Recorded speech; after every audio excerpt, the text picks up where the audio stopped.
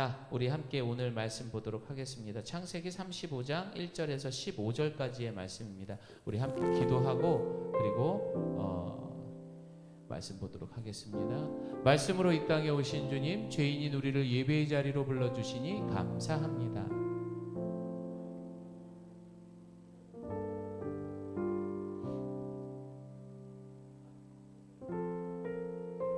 예수님의 이름으로 기도드립니다. 아멘. 자, 우리 한 절 한 절 교독하고 마지막 절 합독합니다.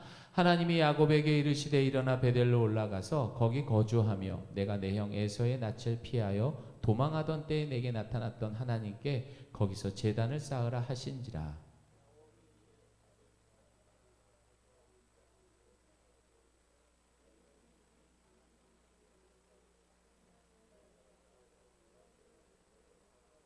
우리가 일어나 베델을 올라가자 내 환난 날에 내게 응답하시며 내가 가는 길에서 나와 함께 하신 하나님께 내가 거기서 제단을 쌓으려 하노라 하매.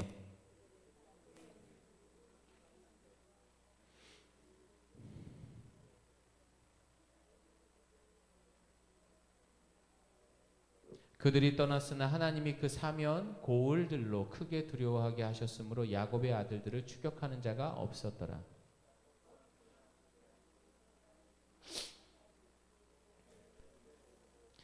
그가 거기서 제단을 쌓고 그곳을 엘베델이라 불렀으니 이는 그의 형의 낯을 피할 때에 하나님이 거기서 그에게 나타나셨음이더라.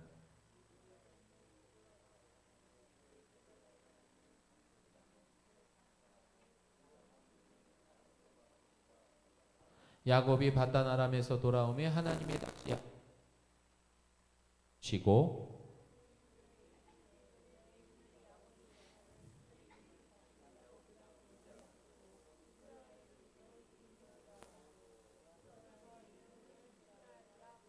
하나님이 그에게 이르시되 나는 전능한 하나님이라.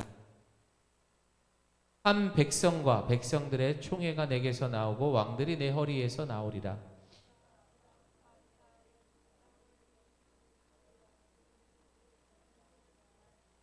하나님이 그와 말씀하시던 곳에서 그를 떠나 올라가시는지라.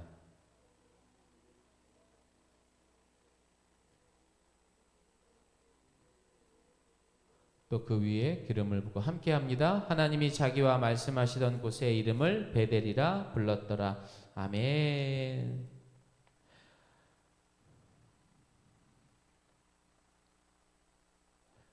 어느 날 설교를 하고 있는 그 목사님이 성도들을 향해서 질문을 하게 됩니다. 자, 여러분 어떤 일이 있어도 사랑해야 됩니다. 여러분 미워하지 마십시오. 혹시 이 자리에 계신 분 중에 내가 사랑하지 못하고 미워하는 사람들이 있습니까? 이렇게 질문을 했습니다. 정말로 내가 미워하는 사람이 없습니까? 이렇게 질문을 했던 거죠. 그러자 맨 뒤에 앉아 계시던 한 할아버지가 번쩍 손을 들었습니다. 목사님은 깜짝 놀라서 다시 물었습니다. 아니 성도님, 정말입니까? 평생 살면서 마음에 걸리는 사람, 미워하는 사람이 한 명도 없습니까? 네, 없습니다. 그러더니 할아버지는 웃으시면서 이렇게 얘기합니다. 아이, 왜 없겠어요? 너무 많았죠. 그런데 지금은 다 죽었어요. 다 죽었대요. 여러분, 이 답변 속에서 우리는 인생의 두 가지 진리를 발견하게 됩니다. 첫 번째는요, 우리 인생은 단 한 번뿐이라는 사실입니다. 언젠가 다 죽더라고요. 그리고 우리가 미워하고 원망하는데 시간을 쓰기에는 우리의 남은 인생이 그렇게 길지 않는다라는 겁니다. 얼마 남지 않았습니다. 우리 이 시간들을 가치 있게 보냈으면 참 좋겠다라는 생각이 듭니다. 그렇기에 두 번째입니다. 그렇기에 한 번뿐인 우리의 삶을 이제는요, 누구를 미워하고 원망하고 올가매고 억지스러운 그런 삶이 아니라 여러분 다른 삶을 살아야 한다라는 도전의 메시지인 겁니다. 그렇다면 단 한 번뿐인 이 소중한 인생을 우리는 지금 어떤 마음으로 채우고 있습니까? 또한 우리의 이 평범한 일상에서 어떻게 하면 특별하게 바꿀 수 있을까요? 이영민 집사님, 어떻게 하면 바꿀 수 있을까요? 자, 그래서 우리 삶의 방향을 바꾸는 거룩한 변화의 시작을 위해서 질문을 하겠습니다. 이국 성도님, 지금 그 마음에 무엇이 있습니까? 아니, 지금 마음에 뭐가 있냐고요. 그럴 때는 그래야 돼요. 오직 숨이밖에 없습니다. 예, 뭐 애 셋 키우는데 뭐 이런 말이 나오겠습니까? 둘 다? 정신 없죠. 여러분 마음에 무엇이 있습니까? 유명 집사님, 무엇이 있습니까? 아침에 일어나시니까 아까 그 기상 시간에 뒤돌아 있는 모습이 유명 집사님이세요. 아침부터 그렇게 기도를 하고 계시더라고요. 야, 깜짝 놀랐어요. 과거의 죄에 물들어 억지스럽고 그렇게 눌려 살던 삶은 이제는 끝났습니다. 매일 마주하는 가정과 직장이 이제는 압도적인 그런 하나님의 임재를 경험하는 거룩한 예배의 자리가 되어야 할 것입니다. 이번 성경학교를 통해서 우리의 지난 과거의 모습을 깨끗하게 정리하기를 소망합니다. 그리고 우리의 쓴뿌리들을 예수님의 보혈로 완벽하게 뽑아버리기를 소망합니다. 그래서 그런 우리의 평범했던 우리의 일상이 특별한 예배의 장소가 될 수 있는 저와 여러분 되기를 예수님의 이름으로 축복합니다. 아멘. 자, 그럼 여기 보겠습니다. 평범한 직장과 가정, 이런 모든 평범한 것들이 어쩌면 우리가 온전한 예배의 삶이 어떻게 될지 오늘의 말씀 세 가지를 통해서 함께 묵상하겠습니다. 첫 번째입니다. 우리 함께 읽어봅니다. 시작! 온전한 예배의 삶은 세상을 떠나. 자, 빨간 글씨만 읽어보겠습니다. 시작! 여러분, 신앙생활은요, 하나님 편들며 사는 거예요. 신앙생활이 뭐라고요? 하나님 편들며 사는 거예요. 우리는 흔히 예배라고 하면 주일 공예배만을 생각하게 됩니다. 오늘 이렇게 일요일날 예배 드리는 걸 생각하죠. 그것으로 성도의 도리를 다했다고 안타깝게도 착각을 하는 사람들이 있습니다. 그러나 성경이 말하는 예배의 본질은 훨씬 더 집요합니다. 성숙합니다. 왜냐? 예를 들어 주일 공예배에서 우리가 하나님의 말씀을 듣고 찬양과 기도에 그리고 물질을 그분 편에 우리는 기꺼이 올려드렸다면 그것은 주일이라는 것에만 제한되는 것이 아니라 이것들로 갇혀서는 안 된다라는 거예요. 잘 들어보세요. 공예배가 하나님 편에 서 있는 믿음의 고백이라면요, 여러분, 우리의 일상, 이제 내일부터 시작되는 월요일부터 그 일상은요, 그 믿음의 고백을 증명해내는 현장이 되는 거예요. 다시 말해서 이 예배를 드림으로 인해서 하나님이 나의 삶에, 나 또한 하나님 편들며 살아가는 그 삶에 이런 열매를 맺고 살아갑니다 라는 것을 증거하는 것이 우리의 일상이 돼야 되는 겁니다. 자, 그렇다면 월요일부터 토요일까지 예배를 드리는 거예요? 안 드리는 거예요? 드리는 거예요. 그런 삶으로 살아가는 거예요. 그러니 우리의 말이 얼마나 예쁘게 하고 우리의 행동들이 얼마나 아름다운 행동으로 그리스도를 닮은 삶을 살아가겠습니까? 그래서 온전한 예배의 삶은 세상을 떠나서 이 주일뿐만이 아니라 월요일부터 토요일까지 하나님 편에서 예배드린 것처럼 살아가는 겁니다. 그래서 공예배의 삶에는 별개의 것이 아닙니다. 여러분, 뗄래야 뗄 수 없는 하나님의 생명력이 있다라는 것입니다. 주일에 하나님 편에 서겠다고 눈물로 결단한 성도가 월요일부터 토요일까지 세상 한복판에서 여러분 막 몸부림치며 살아갑니다. 안 돼! 내가 술 이거 안 마셔. 이 시간에 빨리 들어가서 아이들 좀 더 신경 써줄래. 내가 우리 아내 설거지 좀 한번 더 해줄래. 여러분 어떻습니까? 아름답죠? 아름답잖아요. 얼마나 보기 좋습니까? 그렇죠? 안병희 집사님. 네. 그렇게 살아가고 노력을 하다 보면은요, 여러분 주일 예배가 기다려질까요? 안 기다려질까요? 기다려져요. 왜냐? 내가 하기 싫은 것들을 열심히 하다 보면은요, 사실 고단해요. 피곤해요. 힘들어요. 이게 우리 인간은 죄성을 갖고 있기 때문에 선한 일을 하다 보면 몸에 피로가 온다고요. 그러면 내가 의지할 때는 뭐밖에 없어요? 주님밖에 없게 되는 거예요. 주일을 기다리는 사람들은 일주일 내내 하나님 편에서 예배드림과 같은 삶을 살았던 것입니다. 그러나 반면에 여러분, 그렇게 서지 못한 사람들, 월요일부터 토요일까지 하나님 편이 아닌 세상의 편과 나 예배 시간에 여러분 어떨까요? 다른 생각하겠죠? 그리고 뭐 드리면 그만, 안 드려도 그만, 뭐 졸음이 오면 졸고 그렇게 되겠죠. 반드시 예배에 집중하지 못할 겁니다. 왜? 그렇게 의미가 없거든요. 여러분 일주일 1시간 예배 드린 거 가지고 내가 일주일을 살아가겠다? 그거 죄송합니다. 다 뻥이에요. 그럴 수 없어요. 일주일을 그렇게 살아야 돼요. 우리가 주일에 선포된 그 말씀이 표대가 되는 거예요. 그리고 그렇게 살아가려고 노력할 수 있는 저와 여러분 되기를 소망합니다.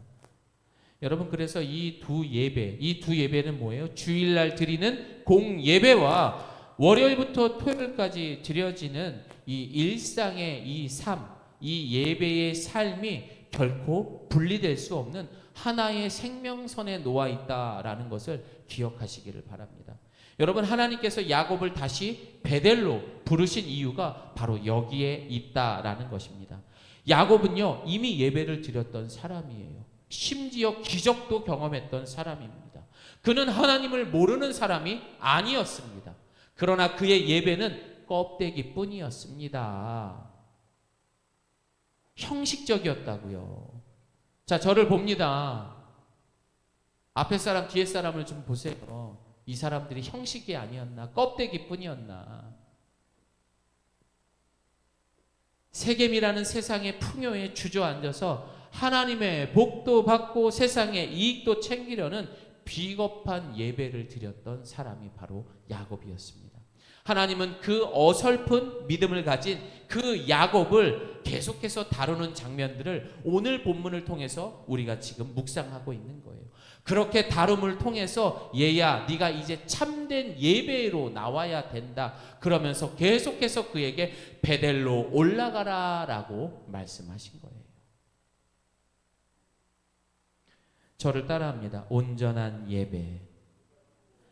여러분들이 적어도 매일 이 숨이 붙어 있다면 하나님은 계속해서 온전한 예배의 자리로 우리를 끌고 가실 겁니다. 그럼 온전한 예배가 무엇입니까? 세상을 등지고 하나님 편에 서는 거다라고 말했습니다. 여러분 온전한 예배의 삶이 뭐라고요? 그렇죠. 하나님 편에 서는 거라고 말했습니다. 자, 창세기 우리 함께 말씀 읽습니다. 큰 소리로 시작. 야곱과 그와 함께한 모든 사람이 가나안 땅 루스 곧 베델에 이르고 아멘. 야곱은 더 이상 세겜에 머물지 않고 드디어 기어코 하나님의 말씀대로 베델로 가게 됩니다. 그런데 여기서 이 베델의 이름이 과거에 뭐였다고 그랬죠? 루스라고 말합니다. 좋습니다. 이 루스라는 뜻은 여러분 저를 볼게요.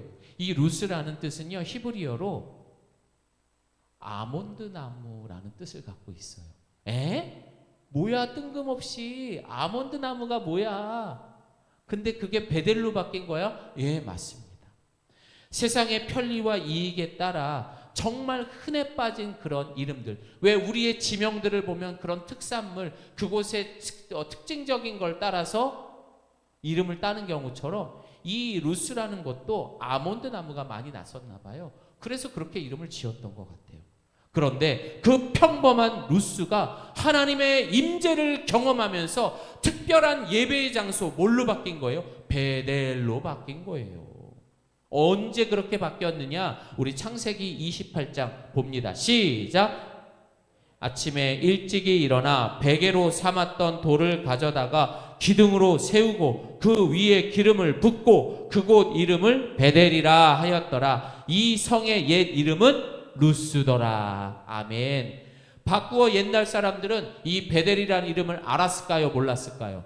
몰랐죠. 야, 옛날에 거기 이름이 루스였던 데야. 지금의 어르신들은 아마 이렇게 이야기할 겁니다. 다시 말해 내가 일하는 곳들이요, 믿지 않는 사람들도 있고요. 또 뭐 서울 무슨 동에 뭐 어디에서 공예배가 없는 그런 평범한 그런 직장과 건물 안에서 그런 루스라고 해도요, 하나님의 그 이름이, 예수 그리스도의 이름이 그곳에 임재하게 되면 그곳이 바로 베델이 되는 거예요. 여러분, 그런데 이 평범했던 장소들이 왜 베델로 못 변하는 겁니까? 저를 따라합니다. 내 마음, 우리의 마음 때문에 변하지 않는 거예요. 여전히 우리의 마음 속에 그런 세대, 이 세속에 빠져 있는 생각과 마음이 사로잡고 있기 때문입니다. 여러분, 예배는요, 눈에 보이는 화려한 건물이나 특별한 장소의 문제가 아닙니다. 음정 박자도 맨날 틀리는 목사가 찬양을 인도해도요, 그 찬양 속에 은혜가 있습니까? 없습니까? 감사합니다. 그럴 수 있다라는 거죠. 바로 하나님을 향한 우리의 마음의 문제, 우리의 문제, 여러분의 문제, 저의 문제라는 거예요. 그렇다면은 여러분의 마음은 어느 편에 있습니까? 자, 우리 옆에 분을 보면 인사하겠습니다. 당신의 마음은 어느 편에 있습니까? 이제 야곱은요, 여기서 한 걸음 더 깊은 단계로 나아가게 됩니다. 7절에 보면 이렇게 나옵니다. 그가 거기서 제단을 쌓고 그곳을 뭐라고 부르냐? 저를 따라합니다. 엘 베델. 와, 베델의 이름이요, 엘 베델이라는 이름으로 바뀌게 됩니다. 여기서 엘 베델은요, 베델의 하나님의 뜻이라는 뜻을 갖고 있어요. 베델의 하나님. 뭐라고요? 베델의 하나님. 20년 전에 야곱이 도망자 신세일 때 베델을 지날 때는요, 여러분 어땠습니까? 야, 여기가 하나님 집이구나. 그렇게 돌베개를 비우면서 자신의 형에게 쫓기는 그런 공포와 두려움 속에서 하나님이 나를 안전하게 지켜주시는 그런 복의 장소였구나 하면서 감사했습니다. 장소와 조건, 그리고 그 결과에 대해서 이제 만족했던 겁니다. 여러분, 오늘날 종교 생활하는 사람들은요, 반드시 내가 기도한 거에 대한 답이 있어야 돼요. 하나님이 이렇게 들어주셔서 저는 이번 주에 신앙생활 되게 잘했어요. 막 이렇게 얘기하는 분들이 있어요. 그러나 여러분, 월요일부터 토요일까지 내가 고단하고 힘들고, 심지어 여러분 죄송합니다, 사망 선고를 받아도 그 모든 것 위에 하나님이 계시다. 그 뜻이 바로 엘베델이라는 뜻이에요. 평범했던 그 광야의 한복판이, 평범했던 우리의 직장과 가정이 엘베델로 바뀌는 순간입니다. 여러분은 지금까지 살아오면서 언제 예배를 가장 뜨겁게 드려봤습니까? 저는요, 잠깐 제 얘기를 하자면요, 군대 가기 전에 성경학교 갈 때도 우리 이국 성도님이 무적 해병대, 귀신도 잡는 해병대 나왔잖아요. 그래서 뭐 군대 얘기를 또 남자들이 모이면 하게 되거든요. 저는 군대 갈 때 가서 처음 드렸던 그 예배가 진짜 제 생애에서 가장 뜨거웠던 예배인 것 같아요. 의정부의 보충대라는 곳에 306 보충지에 들어가서 둘째 날 이 사제교회에서 나와가지고 막 찬양 인도를 하는 거예요. 목마른 사슴. 야, 그거 나오는 순간 눈물이 터지는데, 주님 내가 바로 그 사슴입니다 하면서 울면서 들어갔는데, 마지막 찬양이 힘들고 지쳐 낭망하고 너는 내 아들이라, 주야, 막 거기에서 무릎 꿇고 다시 집으로 돌아가고 싶습니다 하면서 막 울었던 그런 기억이 있습니다. 여러분, 그렇게 뜨겁게 예배를 드리고 난 다음에 첫 번째 100일 휴가를 나왔어요. 여러분, 제가 어디 갔을 것 같아요? 송악탕이라는 목욕탕을 가서 목욕을 한 다음에 그날 저녁에 화요일마다 집회가 있는 예수전도단 찬양 예배에 참석을 했어요. 휴가 때.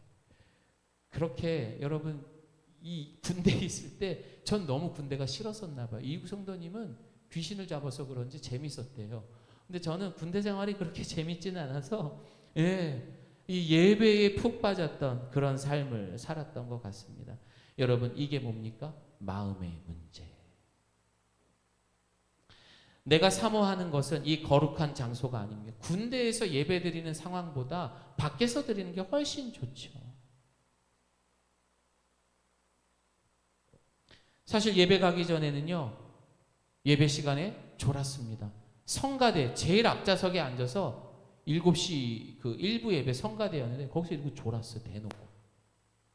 그리고 중등부 교사였는데 교사들은 공예배를 빠지면 안 돼요. 그때 저 공예배도 빠졌던 사람이에요. 아이들 돌보느라고 예배 빠져야 돼 하면 막 그랬던 제가 이 군대라는 그 별로 좋지도 않은 환경에서 그렇게 뜨겁게 예배를 드릴 수 있었다라는 것입니다. 이것은 내가 사모하는 것은 이 거룩한 장소가 주는 유익이 아니라고 말했습니다. 오직 하나님 당신뿐이다 라는 이 엘 베델, 이 본질적인 신앙의 고백, 야곱이 지금 그 고백을 하는 거예요. 결과를 줘도 상관없습니다. 그저 이 광야에 나와 하나님, 내가 바라보고 예배하는 그 내 삶의 주인이 되시는 그분이 바로 나의 하나님이십니다. 엘 베델. 이것이 바로 하나님 편에 살아가는 온전한 예배의 삶입니다. 여러분, 이번 한 주간 김수미 성도님 힘든 일이 있을까요? 없을까요? 있을 수 있겠죠. 그래도 하나님이 내 편이다. 하나님, 저도 하나님 편에 살게요 하면서 감사로 살아가기를 소망합니다. 좋습니다. 자, 두 번째, 온전한 예배. 시작! 온전한 예배는 옛사람을 버리고 새 사람으로 살아가는 삶.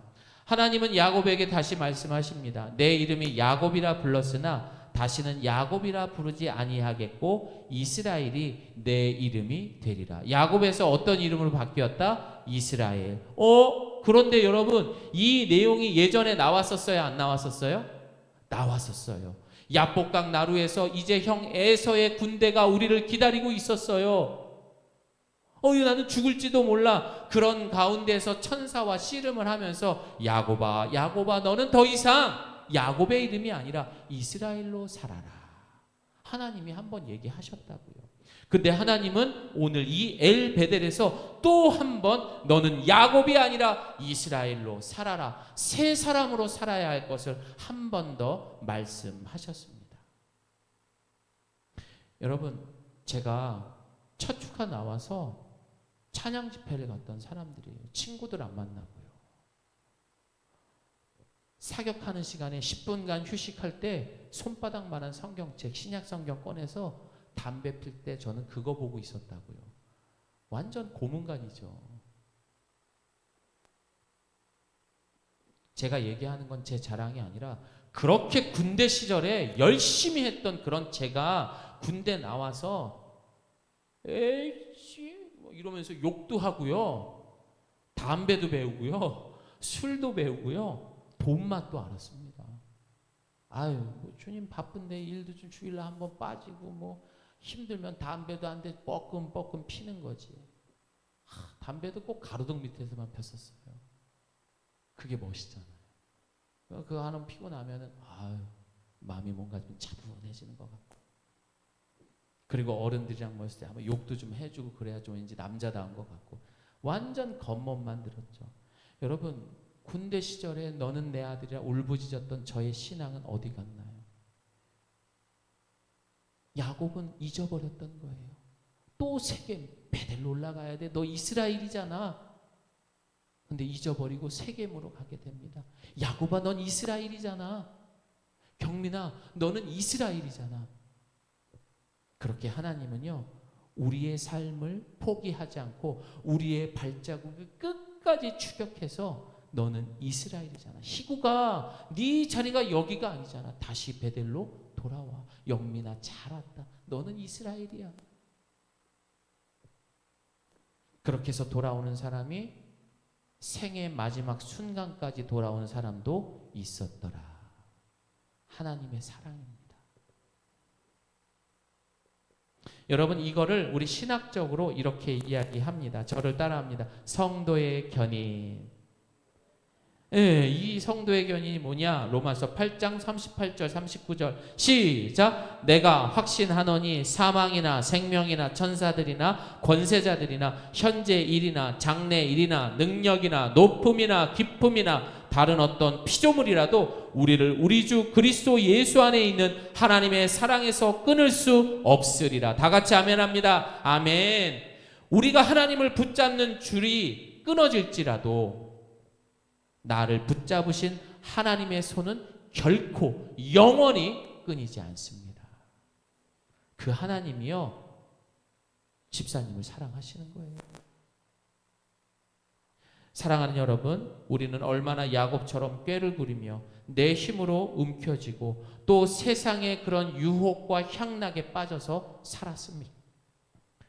그럼에도 하나님은 우리를 포기하지 않고 기어코 이 자리에 앉혀 놓으셨습니다. 오늘 이렇게 또 앉아 있는 거잖아요. 이게 얼마나 신기합니까? 이것은 우리의 자격이나 의지가 아니라 우리를 추적해 오시는 하나님의 주권적인 압도적인 바로 그 사랑이라는 겁니다. 자, 우리 한 번 더 말씀 읽어봅니다. 시작. 하나님께서 미리 정하신 사람들을 부르셨고 부르신 사람들을 의롭다고 하셨고 의롭다고 하신 사람들을 영화롭게 하셨습니다. 아멘. 이것처럼 참 내가 못난 사람인 것 같아. 여러분, 그래서 제가 여러분들한테 그런 얘기를 하잖아요. 아, 이번에 집사 좀 한번 서리 집사 봐주세요. 사실 서리 집사는 성경에도 없는 직분이에요. 죄송합니다. 그렇게 뭐 직분이 대단한 것도 아니에요. 근데 저는 뭐 아직도 술도 좀 마시고 담배도 좀 피고 저는 아직도 말씀도 안 보고 기도도 잘 안 하고. 여러분, 그걸 왜 따지는데요?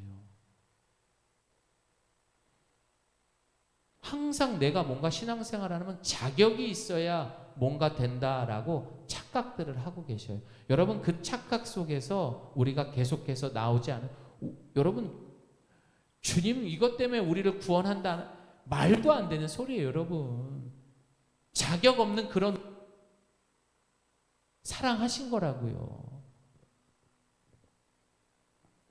그래서 구원은요, 단계가 있는 거예요. 그렇게 해서 하나님이 그런 못난 자격 없는 나를 여기다 앉혀놓고 그렇게 빚고 또 빚어서 가장 하나님의 형상을 닮은 사람으로, 그리고 주님 다시 오실 그 재림의 날에 가장 완벽한 영화의 모습으로 우리를 재창조하시는 거예요. 그게 뭐예요? 부활이 되는 거죠. 이걸 뭡니까? 그 구원의 과정을 어려운 말로 따라합니다. 구원의 서정. 그 구원의 서정을 지금 우리는 가면서 완성해 가고 있다라는 것입니다. 자, 저를 따라하겠습니다. 나는 부족하지만 하나님께서 만들어 가십니다. 또 한번 따라합니다. 하나님께서 완성해 가십니다. 하나님은 우리의 고집을 꺾고 야곱을 또 한 번 이스라엘로 바꾸십니다. 복을 바라는 베델의 수준을 넘어서 하나님 자신을 사모하는 엘 베델의 신자로, 성도로, 그의 아들과 딸로 우리를 빚어가셨던 겁니다. 우리를 기어코 예배자로 세우시는 하나님의 열심 앞에 사도 바울은 이제 이렇게 선포합니다. 시작. 그러므로 형제들아, 내가 하나님의 모든 자비하심으로 너희를 권하노니 너희 몸을 하나님이 기뻐하시는 거룩한 산 제물로 드리라. 이는 너희가 드릴 영적 예배니라. 아멘. 여러분, 바울이 지금 무엇을 요구하고 있습니까? 우리의 몸을 산 제물로 드리라고 합니다. 여러분, 제물이 뭐예요? 제단 위에서 죽는 거를 말하는 거예요. 그러면 그 제단 위에 뭐가 죽는 거예요? 내 안에 있는 내 고집이 죽고요, 내 욕심이 죽고요, 내 자존심이 꺾이는 처절한 자리가 바로 영적 예배가 되는 것입니다. 그러니 예배를 주일 1시간의 편안함과 형식과 의무로 끝내서는 안 된다라는 겁니다. 진짜 예배는요, 이제 내일부터입니다. 월요일부터. 아니, 이 예배당을 나가는 순간부터가 진짜 예배입니다. 그리고 아주 평범한 그 일상이 되는 삭막한 일터 평범한 가정, 그 루스와 같은 현실 속에서 우리의 진짜 예배가 시작되는 겁니다. 자, 저를 따라합니다. 나는 하나님 편에서 살겠습니다. 세상 한복판에서 기업고 하나님 편에 서서 바로 우리 성도의 책임과 그리고 하나님의 그 영광을 지켜가는 것, 그게 온전한 예배인 거예요. 이제는 주일 예배만이 아니라 월요일부터 토요일까지도 예배가 아니에요. 예배가 되는 거예요. 그런데 하나님은 여기서 끝나는 것이 아닙니다. 더 이상 야곱을 추격을 당하고 목숨의 위협을 느끼지 않았다라고 말합니다. 하나님 편에 사는 사람들, 그리고 하나님 말씀에 순종해가는 사람들에게는요, 하나님의 반드시 보호하심이 있습니다. 야곱을 추격했던 그 세겜의 사람들은 더 이상 쫓아오지 않았다라고 말합니다. 진정한 평안이 야곱 가운데, 아니 이스라엘 가운데 임했던 것입니다. 여러분, 어떠한 상황을 바라보지 마십시오. 그 상황과 문제 위에 계시는 바로 그 하나님을 바라보시기를 소망합니다. 세 번째입니다. 우리 함께 읽습니다. 시작. 온전한 예배는 두려움을 버리고 전능하신 하나님을 신뢰하는 삶. 어떤 하나님을 바라본다고요? 전능하신 하나님. 우리 35장 11절 말씀 큰 소리로 읽겠습니다. 다시 읽겠습니다. 시작. 하나님이 그에게 이르시되 나는 전능한 하나님이라 생육하며 번성하라 한 백성과 백성들의 총회가 내게서 나오고 왕들이 내 허리에서. 아멘. 야곱은 평생 어떻게 살았습니까? 거짓 속에 살았어요. 꽤 살았습니다. 자기 방법대로 인생을 개척하며 장담했던, 확신했던 참 못난 인간이었습니다. 여러분, 이 세상에서 자신을 가장 믿고 사는 사람들이 가장 못난 사람들입니다. 여러분, 그 일론 머스크? 일본 머스크? 그분이 뭐죠? 그 테슬라. 거기 대단한 분이잖아요. 여러분, 그분이 사람들이 상상할 수 없는 그런 창의력과 그런 모든 것들을 개발할 수 있었던 원동력이 뭔 줄 아십니까?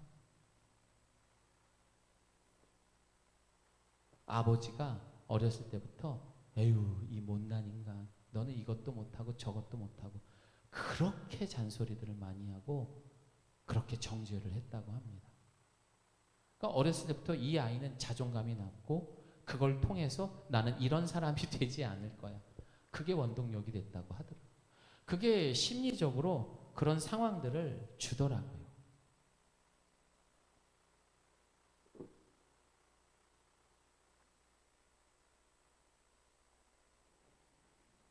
여러분, 우리가 일상에 아무렇지 않게 보내던 그 현실이 아이들의 미래를 바꾸고, 물론 그 사람은 세상의 눈으로 봤을 때는 좋은 결과가 될 수 있죠. 하지만 여러분 어떻습니까? 성경적으로 봤을 때 그 결과물은 상처가 만들어낸 좋지 못한 열매라는 겁니다. 잘은 모르겠지만 건강하게 살아가지는 못할 것 같아요. 그렇게 돈이 많으면. 그렇죠? 네. 이것은 과연 축복인가 재앙인가 우리는 한번 생각해 볼 필요가 있는 것 같습니다. 야곱은 늘 배신당할까 봐 두려웠고 도망치며 살 수밖에 없었습니다. 오늘 우리가 현실 앞에서 덜덜 떨며 두려워하는 이유도 이 본질은 다 똑같다라는 것입니다. 그래서 전능하신 하나님보다 내 눈앞의 현실이 더 커 보이기 때문입니다. 그러나 여러분 기억해야 됩니다. 하나님은 내 초라한 과거보다 크십니다. 아멘입니까? 또한 내 눈물보다 깊으신 분입니다. 또 결국 나를 꺾어서 변화시키는 분도 하나님이십니다. 내 미련한 미래를 책임져 주시는 분도 하나님이시라는 거죠. 누군가는 자신의 그 과거에 받은 상처를 나 혼자 믿음으로 말미암아 억시게 그리고 억지로 그렇게 버텨가지고 어떤 결과물들을 만들어냈어요. 과연 그 사람은 대단한 사람이 될까요? 결코 행복하지 않을 겁니다. 그러나 전능하신 하나님은 끝까지 우리의 인생을 책임져 주시는 하나님이시라는 겁니다. 그래서 여러분, 예배가 중요한 겁니다. 그래서 예배는 내 힘으로 인생을 어떻게든 버텨보려고 안달복달 하던 그 무거운 짐을 이제는 내려놓는 자리가 되는 거예요. 하나님, 이제는 주님이 내 삶을 이끌어 주세요라며 두 손을 맡기는 겁니다. 내 계산이 아니라 하나님의 전능하심을 오늘도 믿고 오늘을 살아내는 것이 바로 참된 예배자의 실력이 되는 겁니다. 오늘 주님은 우리의 마음에 또 한 번 묻습니다. 얘들아, 여기 봅니다. 너는 도대체 무엇이 두려워 내 앞에서 여전히 갈등하고 있느냐? 너는 무엇이 그렇게도 바쁘길래 이 예배 시간에 다른 생각들을 하고 있느냐? 너는 지금 어느 편에 서 있느냐? 제가 이야기했지만 여러분, 하나님께서 여러분에게 질문하신다는 마음으로 깊이 한번 묵상하기를 바랍니다. 그리고 선택하십시오. 믿음으로. 이제 말씀을 마무리하겠습니다. 여러분, 철학자 키에르 케고르, 여러분, 이 사람이 이런 말을 했습니다. 불안을 숙명으로 안고 사는 존재라고 정의했습니다. 여러분, 인간이 왜 불안할까요? 내 힘으로 내 미래와 생존을 책임지려고 하기 때문입니다. 이거는 바꿔서 이야기하면 가장 자유로운 사람들입니다. 하나님은 우리에게 자유를 허락하셨어요. 그런데 그 자유를 누구를 위해서 살아가는가, 이게 참 중요한 것 같습니다. 나를 위해서 그 자유를, 그 의지를 사용했을 때는요, 평생 불안할 수밖에 없는 것 같아요. 그래서 하나님께서는 그 지독한 두려움과 불안, 그 앞에서 하나님은 오늘 야곱을 부르셔서 베델로 부르셨던 거예요. 그리고 또 한 번 우리에게 너는 야곱이 아니고 이스라엘이야. 너는 더 경훈아, 네 이름이 조경훈이 아니라 이스라엘이야. 이 얘기를 하고 있는 겁니다. 세상의 세대주의는요, 이 불안을 극복하기 위해 더 강해지라고 말합니다. 이도요, 공부 잘해야 돼. 너 수학은 절대 포기하면 안 된다. 너 무조건 공부 못하면 끝나는 거야. 여러분, 아이들이 이 소리를 매일 듣고 자라는 거예요. 무언 중에.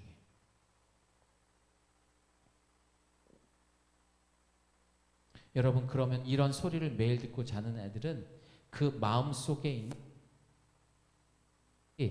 깨어나기 시작을 합니다. 그리고 어때요? 독해지는 괴물이 되는 거예요. 아주 지독한 괴물. 과연 그런 아이들이 부모님께 참 효도하겠습니다. 하지만 성경은 전혀 다른 답을 줍니다. 진짜 안식은 내가 강해지는 것이 아니라 나의 유한함을 인정하고, 여러분 저를 따라합니다. 전능하신 창조주, 바로 그 앞에 내 삶을 맡기는 예배의 삶을 살아갈 때 비로소 살아가는, 그게 진짜 건강하게 사는 거예요. 1000억을, 억만금을 주어도 여러분 이 예배의 삶과 바꾸지 않기를 소망합니다. 이제 우리는 내일부터 다시 평범했던, 루스가 무슨 뜻이라 그랬죠? 아몬드 나무. 예. 우리는 그 아몬드 나무 같은 평범한 루스, 직장, 이제 가정으로 돌아갑니다. 그러나 그곳에서 오늘 만났던 엘베델, 그곳의 주인이신 하나님의 인재를 경험함으로 우리의 가정과 직장이 엘베델이 되는 놀라운 은혜가 있기를 예수님의 이름으로 축복합니다. 아멘. 우리 함께 기도하겠습니다.